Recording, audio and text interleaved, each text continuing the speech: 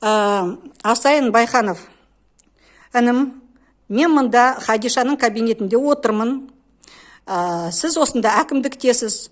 Шұғыл мұнда келуіңізді мен сізден талап етіп тұрмын. Мен ашуланып, заланып келгенім жәрмеңкеде 30 шақты видео түсіріп келдім мен мұнда. Енді мына Хадиша, мен оны көріп отырмын, өзі сөзінде де айтып қалды. Ол қол астындағы адамдардың бастығы емес, қол астындағы адамдар оған бағынады. Мен солай ойлап тұрмын.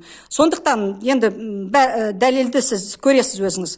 Енді сіз, маған керек адам, мұнда қалалық әкімдікте кімнің сөзін тыңдайды, кімге бағынады?